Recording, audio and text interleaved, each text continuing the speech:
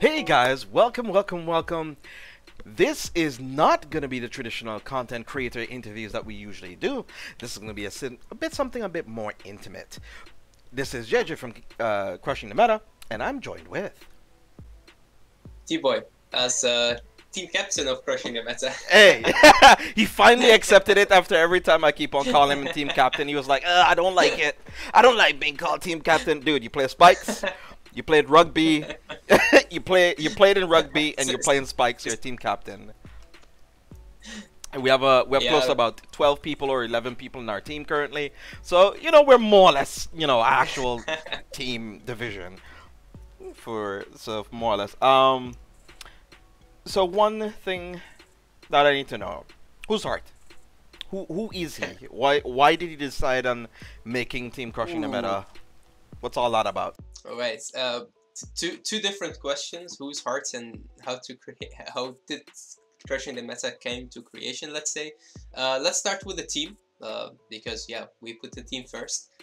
Talking about a captain or a coach, I'm more of a captain than a coach. I dislike sitting on the sideline and watch my players or friends do their thing. I like to join in the action and be the first one to hit and get hits.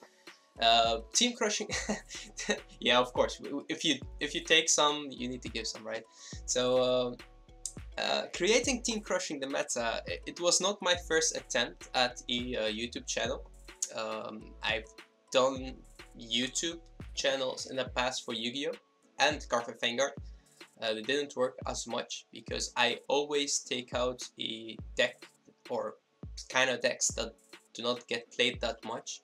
And because of that, you get less viewers. And with Crushing the Meta, Chris Flores, Blazing Paladin, and me, we started up the channel, and we had the idea to make videos about the decks that we love the most and the decks that not get represented as they should be.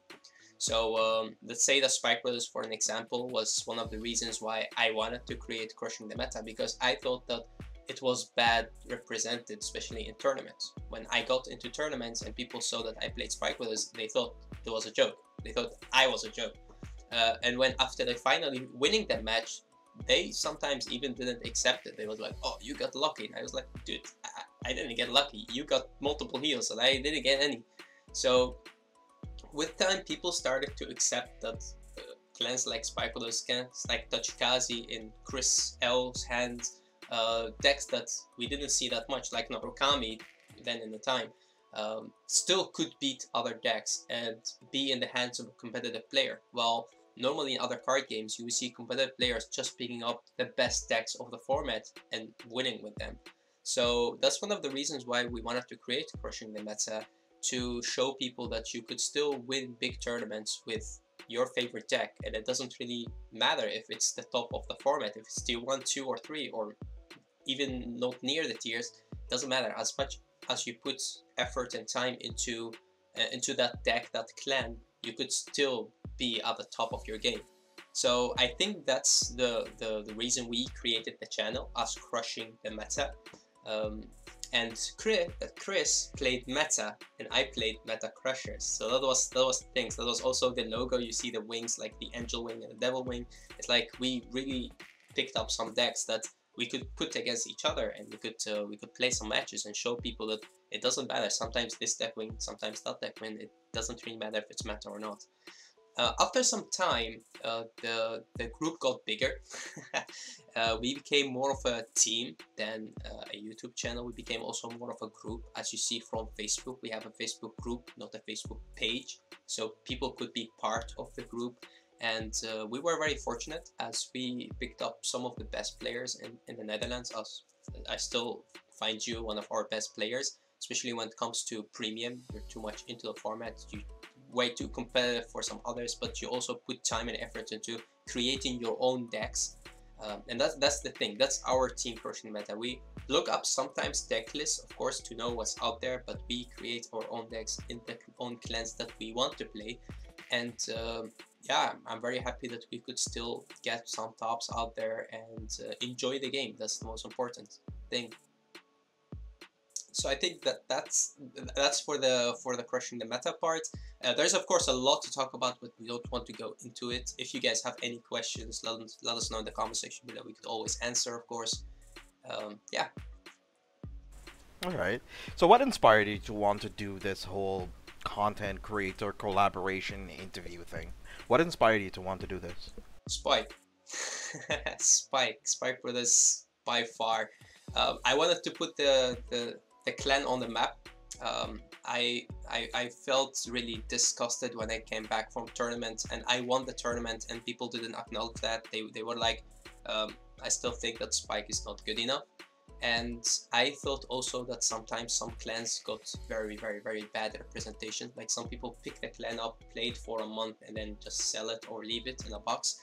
And I couldn't understand that. I thought, well, I could see how strong the clan is in my hands, and I was like doing those big plays and people were like, what is he doing? I mean, they didn't understand. So I just wanted to put that on video. I wanted to do deck profiles, I wanted to do combo videos. I was not much, or we as Crushing Meta, especially Chris at the start, we were not really much into doing box openings or sets reveals. We were really wanted to represent our clans, or let's say a team, a player. So I think that inspired me the most, that people really didn't understand how good a clan is. And people still have that idea in mind that if I want to win a standard tournament, I need to pick up Luard. Like that thing in mind. And I keep saying, well, just put more time into Genesis and you could still come out as a dark horse and win a tournament or get a top 8. I mean, I would be happier to get a top 8 with Spike than win a tournament with a Luard deck. Maybe that's me, but hey, it just feels better. Fair enough, fair enough. But the interviews, right? You're starting to organize interviews and content creators and all that stuff. Like, why did you want to do that? What was the reason that got you into it? Well, when you create content, as our favorite YouTuber said that also on their interviews, you sometimes just speak into other content creators. As you like watching them, you learn from them. There is a lot to learn out there from some people that have been so long creating these videos. And one of the things that I was like, okay, I know DifferentFight, okay, I know Chris, but who is Chris actually? What does he like? What's his favorite clan? What's his favorite card? I just want to see that on screen. I wanted to know these YouTubers better in a different perspective. And the weapon that I had is you. I had JJ, and the thing about you is that when people talk to you, they do not get nervous and they just talk and talk and talk. And I like that. I love that. And that's something that I wanted to see other big YouTubers just come on screen and talk about themselves and have fun with it. And I thought if I was interested to know them better, then the viewers will also be interested to know them better. That's my perspective. So with that, people start asking more questions. Like first we had like 4 YouTubers, and then people wanted more. So we tried to get more. How do you say? G is somebody who came in later. Maxime Solomon Vanguard, we know him too well, but he didn't reply first, and then after that he said, oh shit, I missed it, and then he said, oh yes, definitely do it. And you didn't see the interview already because we done it, we know about it, and that's just so much fun to rewatch that and see people like talking, open up their heart, their chest, and just talk about stuff that's you don't really see them talk about that fast in their own videos, because of course you can't start a video and talk about yourself. I mean, it's different. Yeah, it's different, and it doesn't really matter how big of an ego you have. I mean, I'm maybe one of the people who has a big ego, but it's still you don't feel like that's what people want to see. And for me, I really wanted to know them better, so this was perfect opportunity for me to try to do that. And as I said, having you in our team helps with that a lot, because I will say I'm not that good in doing the interviews or interviewing people, but some of us are good in other things. So I think that was one of the things that inspired me the most, is seeing you in action, like working with Team Vision, working with Bushiroad themselves, working with different big content creators, just gave me the feeling, well, hey, we can do this. And I had the idea for a long time in my mind, but I thought that this was the right time to do it. Okay, that's good. I mean, especially in a social, well, currently in the world climate right now, then a lot of people can't really go outside. You kind of have to stay inside, and everybody's kind of currently behind the PC, so it makes them a bit more attentive to watching content and consuming more content and stuff. Exactly. But Exactly. how has the whole experience been for you, like editing the content that we've been able to put out? Like, what's that been like for you? That's a fun question, because when I normally do videos myself, I tend to rewatch them, because if I myself can't rewatch my own videos, then viewers can't. So that's one thing that I always do. I rewatch my videos, but sometimes I don't like watching myself or hearing myself. It's kind of interesting, but it still is so stupid that you are interested in what other people have to say, because you have already said it yourself. You know your own opinion, so you don't want to rewatch the video. But with watching these videos, I actually found myself watching some videos multiple times, like the one on Team Vision, the one on Kai, especially because those we got at the start. And I think I watched them 2 or 3 times, and I enjoyed them. I enjoyed hearing Kai laugh, I enjoyed hearing you laugh, and I was like just sitting there and rewatching them. And I thought, well, this is really fun. I really enjoy this. So I think that's the most thing that I really enjoy doing them. Cutting and editing, we really don't do much of that. Maybe if somebody gets interrupted, then we take it out, of course. But mostly, even if somebody said something strange, like the one from Team Vision at the start of the video, when Quinn didn't know that that was his clue, like when he said, and I'm here with, and he didn't know, he didn't know. I kept that in. And you also said, we will keep that in, we will keep that in. I was like, yep, yeah, boy, we will definitely keep that in. So I think just the joy, the fun, I didn't expect it to be this fun, but it's really nice to hear those videos that sometimes, or those people that sometimes when you see them on some videos, that you see them too serious, and then you put them in this kind of interview and they just laugh and have fun. I think that's the most interesting thing that's inspired us to also do more of these kind of content. Okay, okay. Could you tell us a little bit more about the team in general? Like, what made you want to add more people? Like, I see the big banner behind there. Could you tell us a little bit more of the backstory of that too, as well? Then I could also tell you maybe a little bit about myself. I'm the kind of guy, if I have a cake or a pie and I take a bite out of it and it's delicious, then I would be like, boy, you need to try this. Oh, you need to try this too. And sometimes I have like less, but it doesn't really matter. Just give me joy to have other people enjoy it as well.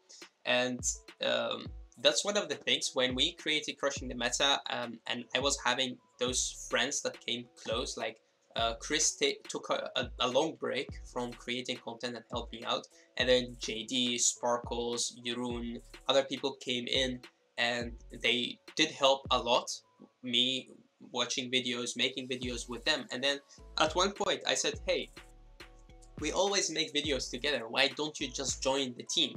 And they said, well, I thought it was your thing, it was your channel, you are Crushing the Meta. I said, no, Crushing the Meta is always a team, always have been a team, but just started with 2 players, and then Chris had to take a break, so it went back to 1.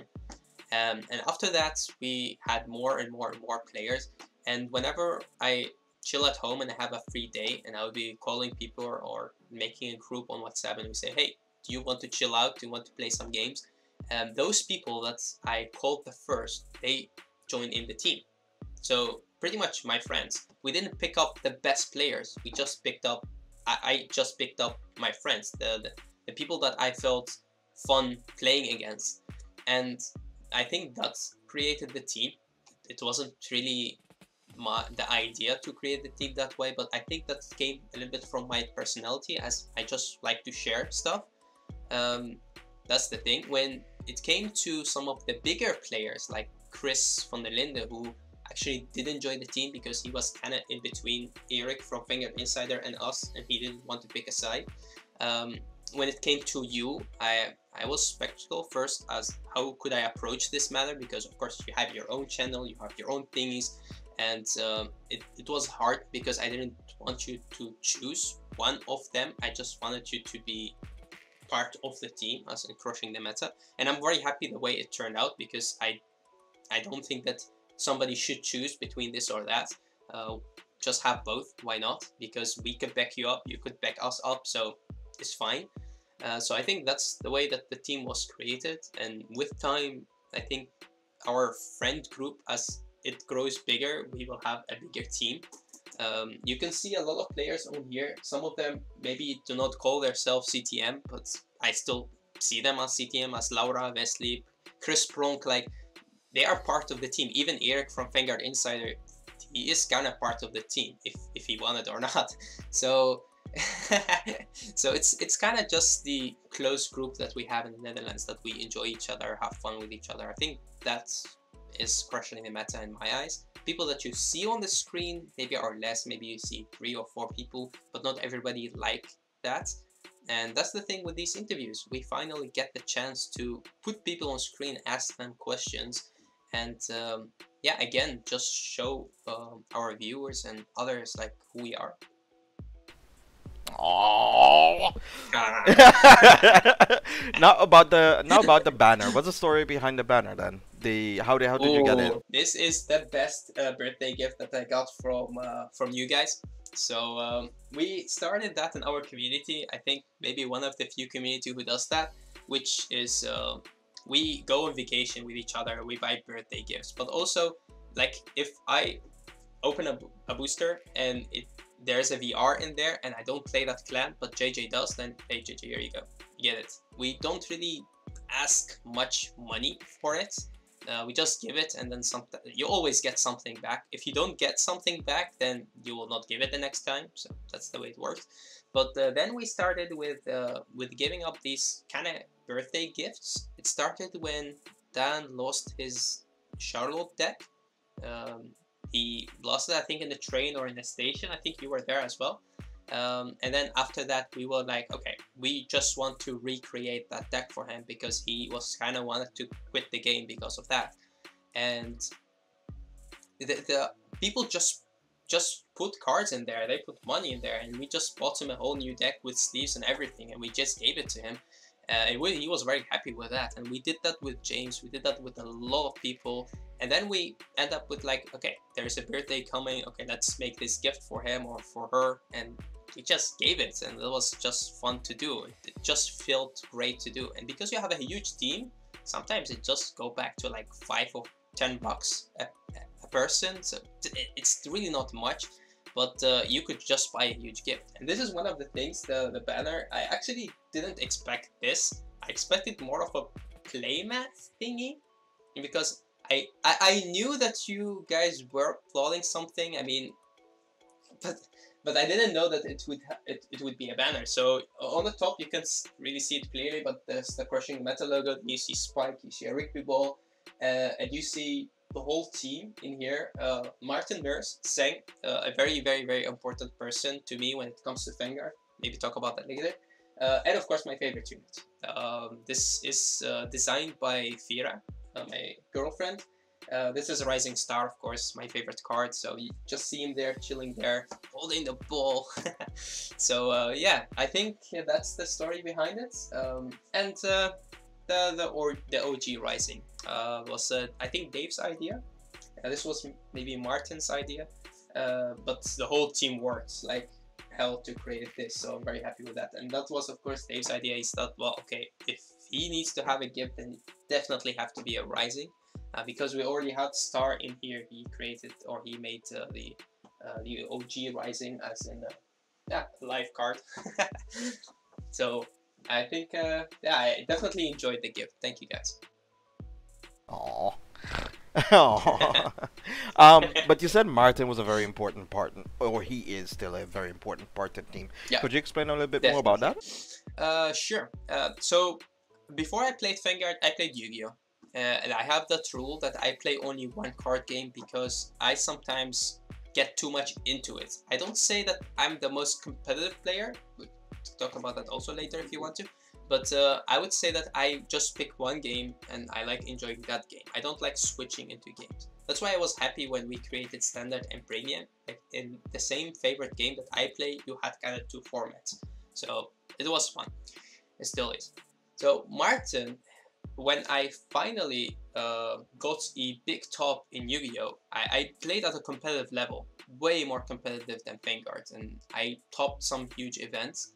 And finally, I got into top 16 in YCS in Bochum. I think it was like about 2,500 people tournament, like huge when it comes. Of course, Yu-Gi-Oh! Is bigger than Vanguard in that kind of event. I was able to get to the top 16, and I played just a stupid deck. It was the Dino Rabbit format for some people who know it, and I played a Hero Rabbit version of it. And it was just stupid. I won my final game with like a calling out Agoras from your hand if you attack, and then leave the token in attack.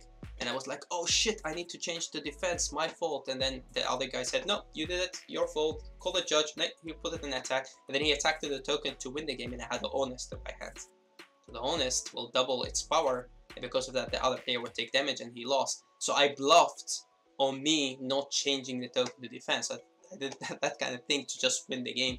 And it was fun. I just destroyed a very, very good player by me just bluffing. So then after coming back, I played online and somebody copied my exact deck, but I played one card in it which was a joke, which me and Martin played. We played on both of our decks. It didn't work. It was Robin Goblin, just a trap card, but it was just for fun. So the guy who played my deck copied the exact deck with that stupid card, but the card made the deck a little bit unplayable because you didn't want to have that on the field. And then he called, I told him, why do you play that card? I knew it was my deck when I saw the card. I told him, why do you play that card? And he said, I don't know, the guy who created this deck is stupid. He didn't need to put this card in there. And I was like, ah, okay, so you're calling me stupid, but you're playing my deck. So after that, I thought like, okay, I need to quit card games. This is not fun anymore. People were copying deck from the internet. They were buying decks from the internet, but they didn't know, they didn't play, they didn't even enjoy playing. And I didn't like that. I didn't like the community. I didn't like the fact that people did that. And then Martin said, hey, why don't we try Vanguard? And I said, nah, I will not get into another card game. I don't want it. The art doesn't really look good. I thought the first thing I saw was Blaster Blade trial deck. I was like, I'm not into paladins. So I was like, nah, this is nothing for me. And then he said, give it a chance. Watch the anime. And the first thing I saw in the anime, first episode, first thing you see is a Juggernaut. You see a Juggernaut rushing into an Harlem. And I was like, boy, I will buy Spike Brothers. Is there a Rigby player in a card game? What? How? Who thought of this? The first thing you see in a card game in an anime is a Rigby player. I was like, okay, I'm sold out. Buy every Spike Brother card out there. It was not enough to build a deck. I had to mix it with Kagero. It was fun. He enjoyed it. So I think that's the story behind it. He really got me into Vanguard, and after watching the episode, I really got into the game. And I picked up Spike Brothers, and I never left it since then. Like, from the first moment that the trial deck came out in the Netherlands, like about 6 years ago, I think. You would know better. I mean, you started also at the start, even before that, actually. And yeah, just picked up Spike and still enjoying Spike. Oof, spicy. So Yeah. Martin is more or less the catalyst for you to start making your channel, or being part of the initiation part of your channel, start making content, of course, and even getting you into playing Vanguard in general. So thank you, Martin. Thank you. You were you're one of the most cornerstones, or the crucial cornerstone of it. So basically, Definitely. Still is. Maybe we don't really see him much on screen, but you definitely see him in team tournaments. He is always my C player. I will never play a team tournament without Martin being my C player. the A player could change, the captain of the team could change. I'm always player B. If you want to play against me, maybe in the team tournament, you go player B. But player C is always Martin. A crazy Dimension Police player. When you see Dimension Police, that's him. Nice. Nice. But has there been any like events, like talking about a competitive aspect, has there been any like, could you tell, like, name a couple off your head, your top 5 favorite tournaments that you topped in, that you enjoyed playing? Ooh. As I said, maybe I'm not the most competitive player, so the tournaments that I enjoy the most are Springfest, the team tournaments. I love those. First one have to be the one in France from last year. That's I got Martin as my player C and Fira as my player A. We didn't do great at the tournament at all, but I love the tournament. I loved having both of them like beside me and being in the middle and like watching what they are doing, having fun with it. I think that's the tournament that I enjoyed the most. Second one have to be the gold medal. We have a bunch of medals out here. I will not get into them there after behind the banner, but I would have to say the gold medal. I think that's the most or the second most interesting one. It was in Germany. We had the amazing vacation. It was Martin, Chris, again the founder of Crushing the Meta with me, and me and Martin's father, and we went with a caravan. We drove all the way to Berlin, which is like 8-hour drive normally in a car, but now we have a caravan. For you people in the US, you would think, okay, that's normal, but us in Europe, if we drive 1 hour, we would be like, oh damn, that was a long drive. We had to drive 1 whole hour. So it's a very different mindset. So driving that long, going there, and then we had an amazing tournament. We got first place. I played Spike, Martin played DP, and Chris played Nubutama, which was kind of the end of G era. So Nubutama was the only clan that in our team that should have been at the top. But yeah, we did very, very well. And the thing about that tournament that I found the most interesting is that at the start of the tournament, Chris didn't do well at all. Martin did well. So, and at the end of the tournament, Martin was getting a little bit tired, let's say, so he was starting making misplays, and Chris did amazing. So I had to keep on winning, and they went like, the one went up and the other went down, and then the other went around, and it was perfect because we had a win with like 2 wins, and then the other one again with 2 wins, but each time another player was winning. So I think that gave us or gave me a lot of drive to keep on playing. And also the last match was insane. Some of you already have heard the stories, like, so you talked about a rival I had in Germany, so that was amazing. It was a crazy tournament. I enjoyed that one a lot. I would give you a top 3. So the last one is the one from France. Also, I think not last year, but year before that, where I was able to qualify to Worlds, which I had to play the 3rd and 4th game against you. And the game before that against Maxime. Token got 2nd place, Maxime got 1st place, and Solomon, you know more Solomon, and I got 3rd place. I would love if you went with me to Japan, but that was not the case. It was not in the cards. But I enjoyed going to Japan. That was an amazing opportunity for me to play at the highest level, let's say, Worlds, in premium. Of course, I'm more into premium than standard. Yeah, that was crazy. I think that that tournament with Worlds was really huge. Also, we as a channel got bigger. We got way more viewers. People were really trying to enjoy our content more. People knew us more. Like when we went into tournaments, they really knew us. Hey, aren't you D.boy? The name, aren't you D.boy from Crushing the Meta? I was like, yeah. So, oh, nice. You play Spikes, right? Yes, I play Spike. Do you play Spike today? Yes, I play Spike. But Spike aren't doing well in this format. Doesn't matter. So, yeah, I think that's the top 3. Oh, that sounds really good. That sounds really good. Like, but then for you, right?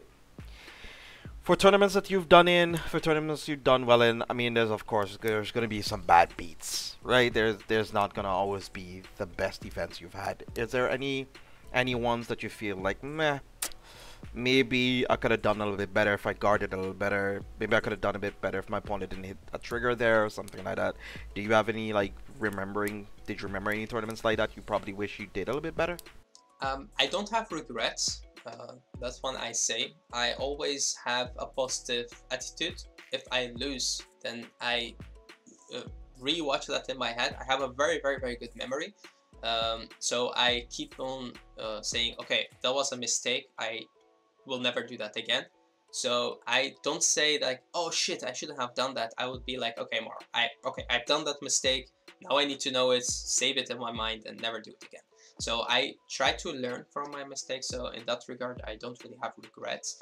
I would say at the start, the first 3 years, I didn't play tournaments at all.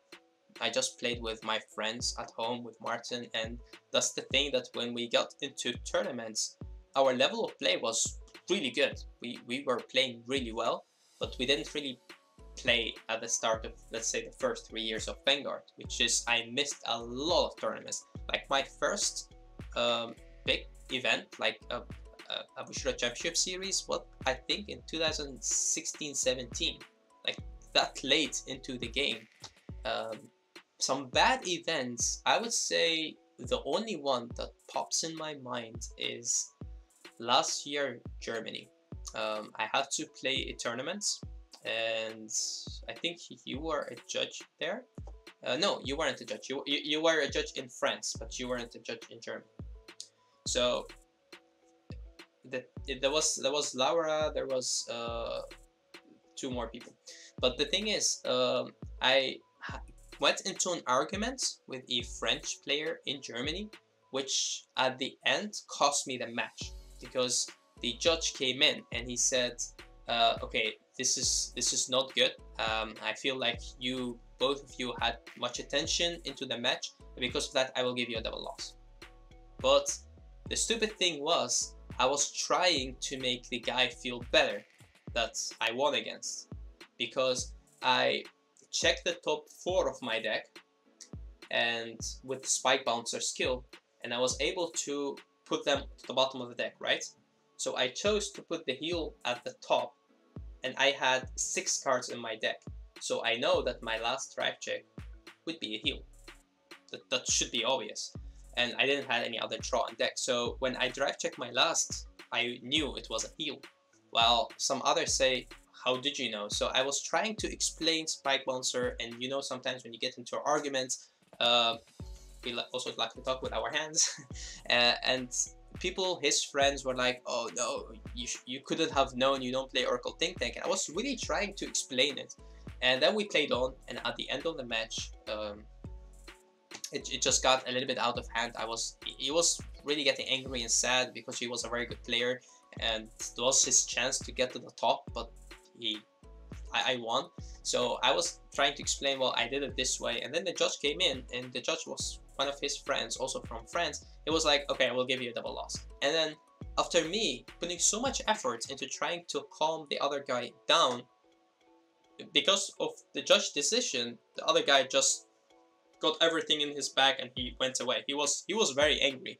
So when he came back, I told him, just tell the judge that I was trying to make things better. And he told him, but it was too late. So I didn't get to the top 8 because of that. So I couldn't continue on playing.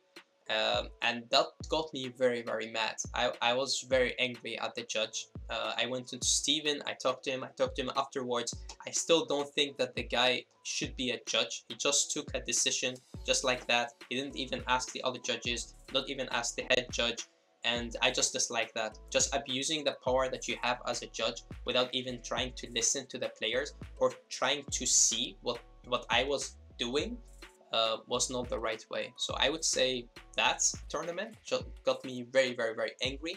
I've got a lot of people who knew about the issue, who contacted me and who said, D.boy, just chill down, it's okay. Sometimes you have that, sometimes you have a bad day, just continue on playing. I took a little bit of hate from the community as well, because people didn't understand what I was doing or what happened. So sometimes people assume, but yeah, I would say that's the only one. Okay. I mean, of course, miscommunication can oftentimes happen. Language barrier can be a bit of an issue, even if you're speaking, even if you're speaking English, which is technically international language. It's not everybody's first language, or even second language, or even third language, for that matter. Oftentimes, it's people like fifth language or sixth language or something. It happens. It happens. So you were saying a bit earlier that like you prefer playing premium over standard. Could you explain to me like why you like one format over the other? Standards, premium. Standards, premium. I would have to start at the start of standards. We, from clans that doesn't get a lot of support, you have a very, very, very limited toolbox. With Spike, because my experience with Cardfight Vanguard is always linked to Spike. Because I play Spike as, of course, the one and only favorite clan. I play other clans, but mostly Spike. When you got one wave of support or two waves of support, while clans like, let's say, Royals got 5 waves of support or maybe even more, you sometimes feel like the deck is still very strong. Don't get me wrong, I never get tired of playing it, but you feel like you want more builds. You want to change your deck around. Like right now, my standard deck right now is the same deck that I played in France longer than a year ago. My top 4 deck. That's stupid that you play for a year, you play the same deck. You change it in between, but because you already finalized the deck, you play the same build over and over again. So that's the thing with standard, is you're limited to the cards that you have. When it comes to premium, you could always change the deck around depending on the format. You could play a Zaza format, you would play Lerouk if you want to play against it. You could join in the wave and play vanillas. You could do whatever you like. It's up to you. Also, in standards, heals are a big factor. Damage is a big factor. If you're playing in standard, we have talked about this before, if I'm sitting on 1 damage and you're sitting on 5 damage, then I am winning the game most of the time. Or you have to hit me with Pseudono or maybe 4 crits, then I lose. I don't have a PG, but most of the time I'm winning the game. In premium, that doesn't say much. If you're sitting on 0 damage and I'm sitting on 5 damage and I get into my GB8, let's say, then that's heaven for me. Be on 0 damage, doesn't matter. I have 5 damage to work with. So damage denying, in my eyes, the better player comes in premium more, as you need to know your matchup very well. You could be surprised at playing against certain decks that you do not expect. And that surprise factor, I love that a lot. Like, you'll be interested in the other players' deck list at the end of the match. You'll be like, dude, you played a lot of tech cards. Okay, what do you play? You see, that mentality comes from Rigby. As a Rigby player, when you get tackled very hard, the other player, you will stand up and you say, boy, that was a good tackle. Shake hands, continue on playing. And in other games or sports, when you get tackled very hard, you'll be salty. You'll be standing up. So it's different. That's the mentality that I take with me to Vanguard as well. So in premium, you'll be more interested in the matchups, the deck list, the way that you play the game. You don't have a plan A and that's it. You have plan A, B, C, D, and even Z or Z. So I think that makes premium more interesting for me. Also, people from the old generation of Vanguard, let's say people who started playing Vanguard at the start of the game, always like to open that comment box and check through it and try to find a card that still work good in this current format. And having that knowledge of a clan, seeing those cards come back is definitely a big plus for me to play premium. Yeah. Nice. But outside of standard and outside of premium, there is now a third wheel in this cog right now. Zero. Zero. How have you been enjoying Zero currently? Like of course Spikes has been added. So completely nothing. Oh. No. I would say at the start of Zero came out in a perfect timing, when we stopped having tournaments, and that helped the game a lot for a lot of people to get into it, especially people again that played the game in the past, who could now see their favorite cars clans come back and see those units again. I would say that's a big plus for Zero. Like both things, like luck played a factor there, with waiting so long for the game but finally giving it out in the perfect timing. That was great. The mechanic of Zero is good, don't get me wrong. I don't take it as serious as the real card game. I play it more like a mobile game. For me, a mobile game should be played on mobile, and it's just for fun. When you're in a train, you're going to work, you're going to college, you play a game or two just for fun. That's the way that I play Zero. One of the things that got me into Zero is the release of Spike very early. Like Spike is always one of the clan that got released early. In Standards, in G, I think, G maybe a little bit later, but still very early. And in Zero as well. I think the second clan event after Grand Blue. So that's amazing. That's one of the reasons why I really enjoy playing Zero. I open it sometimes on mobile to just play a game or two, but I don't really get into tournaments. I mean, the only tournament I played was Clash of Kings, the second edition, because I really wanted to have a little bit of fun with those YouTubers. And just the content creators, and the whole fact that you could be on somebody else's channel feels also fun. So so I played that, got in the top 8, of course. Kai kicked me out of the top 4, but yeah, as people saw me play, they saw some strange things that so sometimes I feel like Zero is a fun game. Don't take it in my take on it, don't take it too serious. Don't play it like hell, like the real game. Why? Because there is a lot of factors into Zero that get you as a very good player. I'm not saying I am very good player, very close to a not good player. Like the luck factor is bigger. The way that the clans work, the way that you have interceptors, you could have a huge hand, but you can't do much with it if you don't draw your PGs. Like there are a lot of stuff into Zero that are very different from the normal game. The pluses that you make. We players love to make pluses in real life game. We guard with those 5Ks for life until we have more shield in our hand. That's something that you could not really do in Zero. So I think that's Bushro did a great job on that, on creating Zero. Also, like how huge it is right now is amazing to see. I love it. But for me, I will never play it competitively. Sorry to say that, but maybe you guys expected me to do, but I can't do something that I don't want to do, and I don't enjoy as much as the real life game. Okay, that's fair. That's a fair assessment. Of course, like there's like different forms of quality of life situations, because of course, like the best players in Zero could, you know. Of course, like variance is a very important thing in a whole lot of card games in general.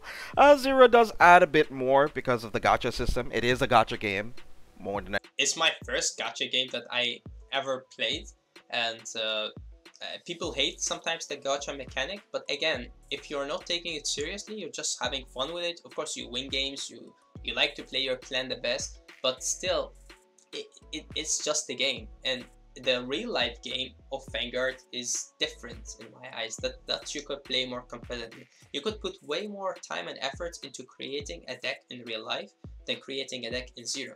In Zero, you need to put a lot of time and efforts into keep playing the game to be at the top and having more VP and stuff, right? Because you need the boosters, you need everything. You need to open the game like maybe 5 or 6 times a day to get that stamina and emptying it up. So there's a lot of time put into it, but it feels more like a scheduled time, if you know what I mean. Well, in the real life game, I could sometimes just wake up 4 o'clock in the morning. I would be like, okay, I would just sit with my spikes, create a whole new deck, and next week I'll play it against a friend and make their life miserable. So you could not do that in Zero. There is no way to do that in Zero. Fair enough. Okay, so talk about like playing against friends and stuff, and playing against people like locals and stuff. What's the local environment for you in the Netherlands, actually? Now I know I live here. Lovely. I mean, you don't have to tell me. Tell the viewers. Lovely. Our local environment is amazing. I mean, our community is not big. I think we have about 30 to 100 players max in the Netherlands. 30 is our close group, like we're very close to each other, and then of course you have other communities. So I'd say maybe 100, maybe a little bit less that are really active, and some other sleepers that sometimes get into tournaments. So that's really not much. So the community is amazing, because if somebody does something stupid in the community, we normally just talk to him about it. We don't kick him out, but we do talk to him about it. And the group that we have on Facebook, people trade stuff, people be very, very, very fair on prices. You never really see somebody who bought something which is way too expensive or bought it for way less than its original price. We're very open to help others. So if somebody is new to the community, we just welcome him, like join the team, enjoy, have fun. Locals, we don't really see that much tension. We don't even have judges. We don't really need them. Like, we have 1 or 2 players that have sometimes issues that we as players try to fix that up. But yeah, we don't even have judges. I mean, maybe 1 or 2 tournaments that we really needed a judge, but most of the time we don't. So I would say our locals, or our environment as to play in the Netherlands, is amazing. It's the best that I have seen so far for us in the Netherlands, because it wasn't always like this. I myself am an admin, or the head admin of the Dutch group.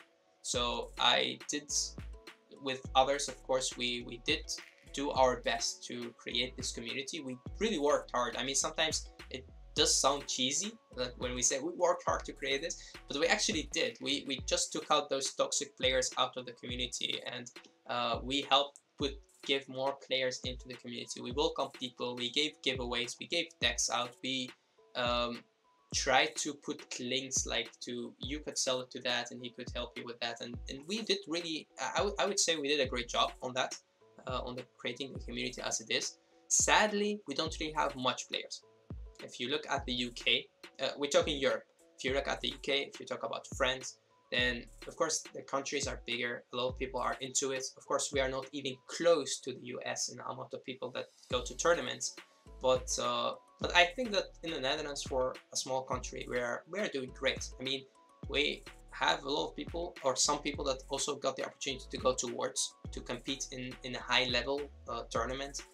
When you see tops, Germany, the Netherlands, UK, you see players from the Netherlands more often getting very close to the top, getting to qualifier towards, and people that keep playing in our community, especially the 30 player that I talked about, like Crushing the Meta plus others, do actually do better and better in tournaments, because we play against each other in a close group. You play against sometimes the best players in the Netherlands, and then you see some good tops. So I would say on the competitive lane, we're doing very good. But if we talk about the community itself, I would say a very, very nice community. Me, myself, I'm very happy to be a part of it. Aw, that sounds nice. Oh, by the way, to clarify for you viewers at home, we do in fact actually have judges, but he means to say we don't really need them, because usually issues with rulings and stuff like that are oftentimes resolved by the players themselves, that oftentimes look up the rulings or read the cards. Because reading is very important. Alright, so I'll ask you one last important question. The future of Crushing the Meta. Where do you see yourself in the future? 5 years from now, 10 years from now, where do you see your team? What do you want to do? Okay. One thing that is very important to us from Crushing the Meta is we love our viewers, but we don't do stuff that we don't feel comfortable doing. So if we know that there is a video out there, a content that you could make, like let's say Vanguard 0 for an example, like a lot of people are loving it. If we don't like doing it, then we don't really do it. And that's one of the factors that we will always have, maybe in some situations, less people that are interested in our content, because people would love to see a Luard deck profile, but we don't have a Luard player maybe. So we will not do a Luard deck profile. So in these kind of situations, I would like to say that in the future, we will keep doing what we are doing. Is we are creating the content that we love. We are players, more than content creators. That's also very important to call out there. We are a bunch of players that play Vanguard, have fun with the game, and we want to share that with others. Like you see our matches, they're just fun. We are having fun, but we're playing good. We don't really make mistakes, but we have fun. Like we enjoy. Like sometimes you have a force 2 marker and JJ attack, and I'm like, intercept with my force 2 marker, and JJ would like, what the fuck are you doing? so so like there is a lot of fun put into this. So I think in the future we would definitely try to get more viewers enjoy our content as long as they enjoy it as well. I see a lot of working with other channels, as in this series we loved working with them, and some of them enjoy working with us as well. So I think that's one of the things that we would love to keep doing. But mostly there are some very interesting series coming up. I will not say it right now, so you have to wait and see. But definitely this one. So let's explain it again. Every Wednesday we will have a content creator on our channel as a guest that JJ will have an interview with. And then we go between weeks. 1 week we'll have a surprise guest from our channel, you would not know who. And then the other week we will have another content creator, which are scheduled. So we have some of the big YouTubers, some of our favorite YouTubers, and we call the series our favorite YouTubers. So that's something that we are very looking out for. And you are able to win a giveaway. The giveaway is a signed card from your favorite YouTuber or from us Crushing the Meta as players. And the only thing you need to do is comments with your favorite clan and your favorite card. It doesn't really have to be close to others. It's just your favorite card, your favorite clan. And we just want to see a bunch of different clans, of course. But hey, if everybody says Spikes, sure, I will be happy with that. So do your best, guys. Make sure don't forget to put in your favorite clan being Spike Brothers, and then your favorite card being Dragonic Overlord, because then you make me happy. It's your favorite card, Dragonic Overlord? It is my favorite card, but like in terms of artwork, I do like Zubat Victor Boar, and I was gifted with some Victor cards from my awesome teammates already, so I'm content more than anything.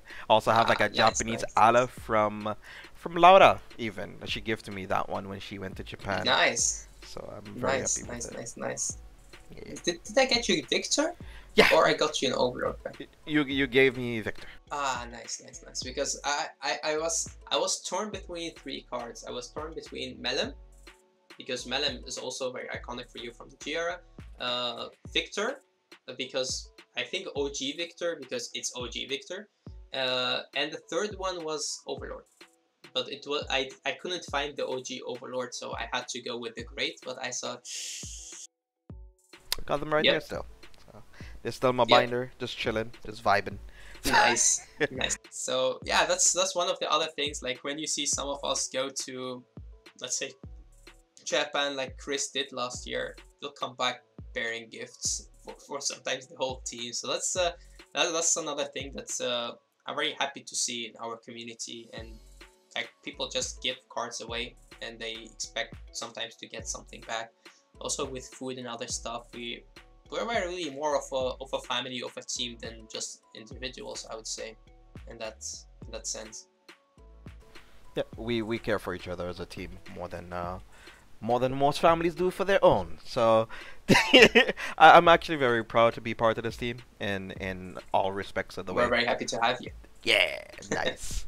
Yeah. But Harth, thank you so much for taking out your time out your busy schedule, out your busy day. This time we actually did a more of a coherent interview in comparison to the last one we did at a taco restaurant. Yeah, we had the interview scheduled for some time because a friend of mine asked me to do interviews, especially on Spike Brothers, to represent the clan. But that was very strange. We really couldn't have a nice opportunity to do it. And after that, with this whole situation, like we finally did do it online, which we didn't want to. We wanted to do it in real life. But yeah, we don't have a choice anymore. And I think that maybe this was the best choice to do it from the start. Like we could have done the interview for them like 2 or 3 months ago. But yeah, it is what it is, and I think that we would like to thank you as well for taking so much time from your schedule to do all of these interviews. I mean, I'm doing one, you're doing like, I don't know, 20 or something. So that's crazy, and I think like yeah, so very happy with the whole thing, how it turned out. Also, the YouTubers or the content creators being very happy to take part of it and having fun with it. And watching the videos back, you could really see them enjoying the interview. Like sometimes the interview take about an hour or a little bit less, but definitely between a half an hour and an hour, and it just feel like that. It doesn't really feel like a long time, and you just keep listening to them, enjoying what they're talking about.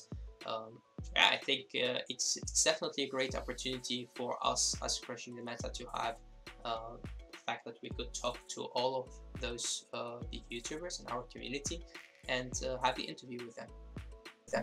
Aw, that sounds so nice, man. That's good.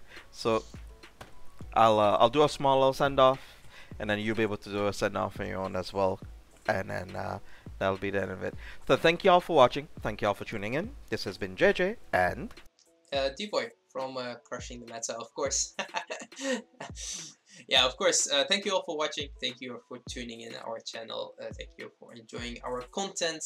Thank you, JJ, for your time. And he still can't take compliments. And I'm like, I hate it. I love giving compliments. And now I know that he does. He can't take it, so I do it even more. I hate it. I hate it so much. Alright guys, thank you all for watching. Till next time. Peace.